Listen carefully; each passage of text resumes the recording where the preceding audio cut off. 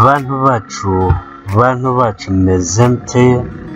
Ubu noneho tubazaniye inkuru ivuga ko abasirikare b'u Rwanda n'ab'u Burundi bakozanyijeho ku kiyaga cya Rweru. Ingabo z'u Rwanda zarasanye n'iz'u Burundi nyuma y'uko abarobyi bo muri iki gihugu cy'igituranyi binjiye mu mazi yo ku ruhande rw'u Rwanda basabwa gusubira inyuma, abasirikare b'u Burundi bagatangira kurasa ku ngabo z'u Rwanda. Itangazo ryashyizwe ahagaragara n'igisirikare cy'u Rwanda mu gitondo cyo kuri iki cyumweru rivuga ko ibi byabaye ku wa gatanu mu murenge wa Rweru mu karere ka Bugesera mu burasirazuba bw'igihugu. Rivuga ibyabaye ubwo itsinda ry'abarobyi bo mu Burundi ryinjiraga mu mazi yo ku ruhande rw'u Rwanda mu buryo bunyuranyije n'amategeko. Rigira riti: ubwo ingabo z'u Rwanda zategekaga abo barobyi gusubira mu gihugu cyabo, abasirikare b'u Burundi bari ku ruhande rwabo batangiye kurasa ku ngabo z'u Rwanda, nazo zirabasubiza.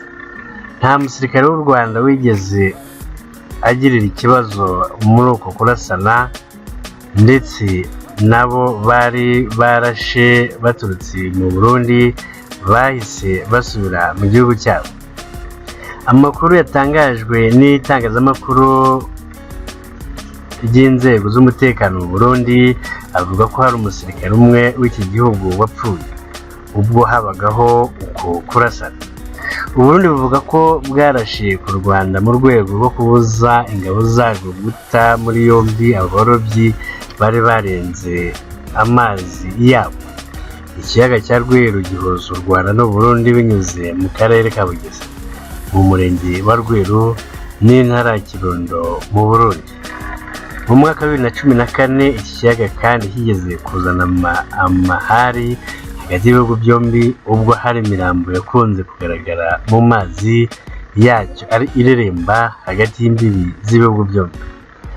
Hagati muri Nyakanga, abaturage b'ikiyaga cya Rweru mu Burundi bavuze ko babonye imirambo irenga 40 ireremba ku mazi.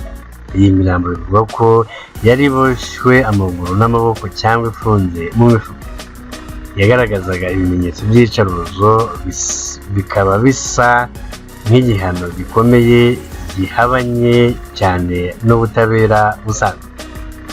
Icyo gihe polisi y'u Rwanda yakoze iperereza bigaragaza ko iyo mirambo atari iy'Abanyarwanda, ndetse ko nta n'umuntu n'umwe watatse ko yabuze umuntu.